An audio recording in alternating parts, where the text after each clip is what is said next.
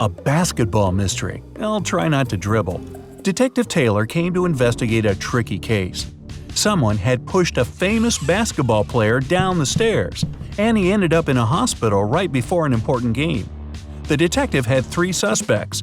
All of them were the player's teammates. Connor said he had been cleaning and checking the balls. Nathan explained he had had his lunch, several cheeseburgers and french fries. After that, he ran to the court to train. And Julian told the detective he had been getting a massage, his back hurt. Detective Taylor didn't need much time to figure out who the culprit was. Will you manage to do the same in 8 seconds?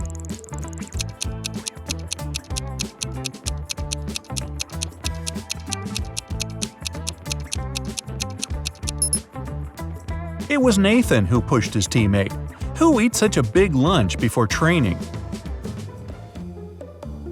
A mysterious car. Evan and Elias owned a small store in a quiet district. One day, they decided to stay late and discuss some business issues. At midnight, Evan called the police. When officers arrived, he was desperate. "I left Elias in the room and went to check which products we had to order. But when I came back 10 minutes later, he was lying on the floor. Someone had hit him on the head." Then the police officers asked Evan if he had seen anyone near the store. "I didn't, but I heard a car driving away. When I ran out of the store, it was already disappearing around the corner. It was foggy outside and the car didn't have its lights on. That's why I couldn't see the plate numbers, but I noticed that the car was dark blue." After this explanation, Evan was arrested for hitting his partner. Why?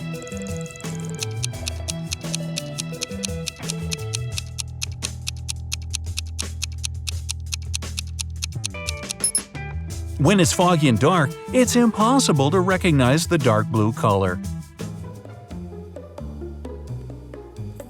Stolen documents.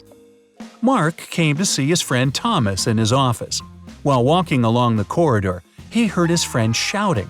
He dashed inside and spotted Thomas standing near a girl who was on the floor. "It's my secretary, Linda. I just returned from my lunch break and saw her unconscious. Also, my safe was open and very important documents were missing." Another man, Thomas's deputy, entered the room. "Whoa, what's happened here? I've been away for 10 minutes at the most. I just went to buy coffee at the nearest cafe." Suddenly, the girl opened her eyes. I had such a scare. I was working with documents when somebody grabbed me from behind, and then darkness. I don't know what would have happened if you hadn't shown up, boss." Mark told Thomas to call the police immediately. Why?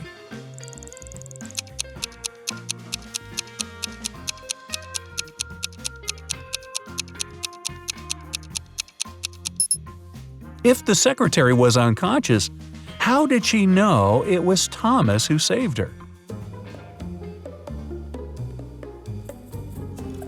A lost puppy. Claire had been dreaming about having a dog for ages, and last week she finally got herself a cute puppy. But when she returned home one evening, her puppy was gone. The only thing left behind was a strange note.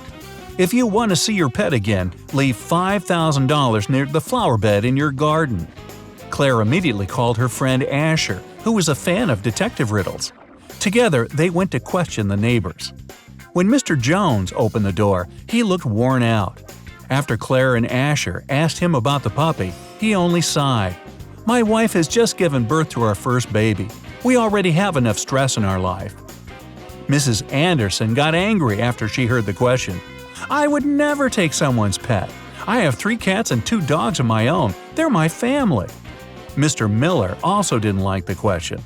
"I'm allergic to animals. Why would I want to come near one?" And he sneezed loudly. When the friends returned home, Asher told Claire who had taken her pooch. Can you figure it out?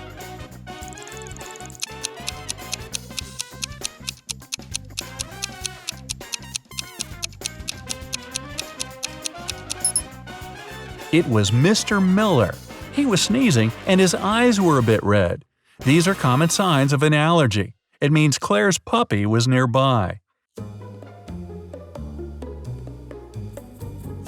A wrecked car. Mr. Davis called the police. He was extremely upset. Someone had taken his car for a joyride, crashed it into a tree, and ran away. The man suspected one of the teenagers living in the neighborhood. The police questioned 3 young people.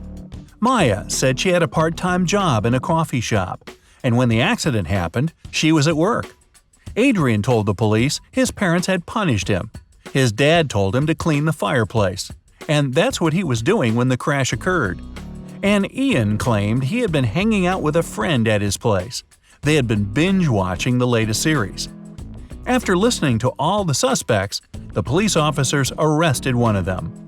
You have 8 seconds to figure it out who it was.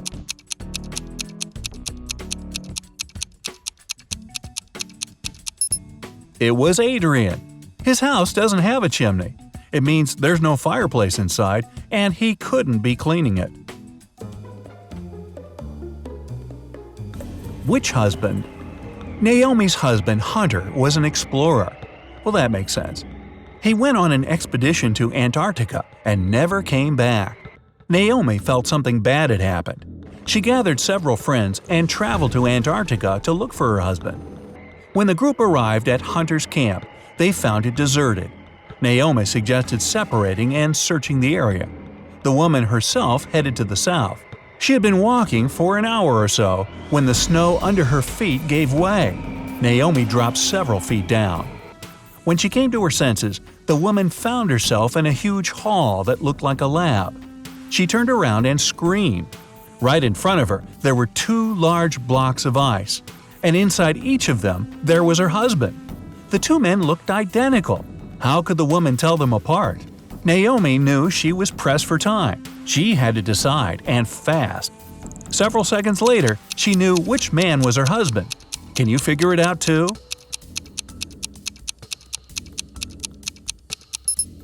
The man on the left has only 4 fingers on each hand, and the man on the right doesn't have any problems with fingers. Plus, he's wearing a necklace with the letter N on it. Good for you, Naomi, but he's still in a block of ice. An unfair accusation. One day, Cooper was relaxing at home when someone rang the doorbell. When the guy opened the door, he saw 2 police officers. They told Cooper it was his neighbor who called them. "This rude guy, my neighbor Cooper, insulted me," the neighbor shouted. "I jumped into my car and tried to drive away, but he chased after me. Then he threw a stone and smashed my car window." To say Cooper was shocked was an understatement. He asked the police officers to let him make a phone call. His friend Jason, a private detective, came in no time. Together with the police officers, they went to look at the neighbor's car. After they examined it, the police arrested the neighbor, and Jason returned to assure Cooper there was nothing to worry about. So, how did they understand Cooper wasn't guilty?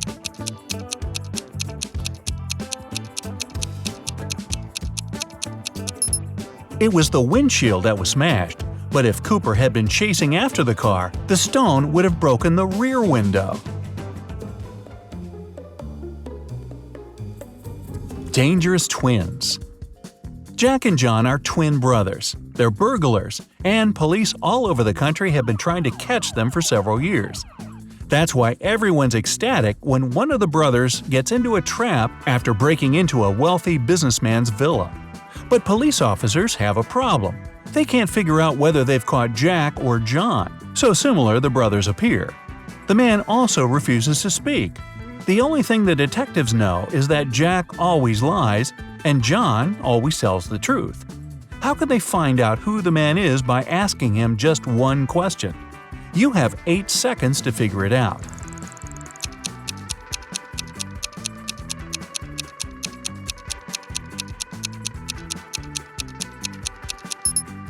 The question the police officers need to ask is, do you have a brother? If it's Jack, he'll lie and say no, and if it's John, he'll give a positive answer.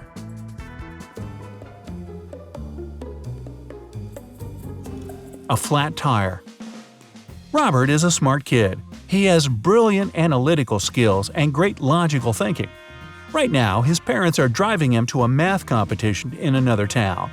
The car's going along the highway at high speed when they hear a loud bang and Robert's dad loses control of the car. Luckily, he manages to pull up on the side of the road. The entire family gets out of the vehicle to see the damage. Uh-oh, a flat tire and no spare. And Robert's math competition is about to start. All of a sudden, a pickup truck stops nearby. Its driver offers his help. "I have several spare tires. I can give one of them to you, but not for free." The guy tells them the price, and it's extremely high. But there's no choice, otherwise Robert will miss the competition. Meanwhile, the boy walks around the truck and realizes the driver has staged the whole thing. How has he figured it out?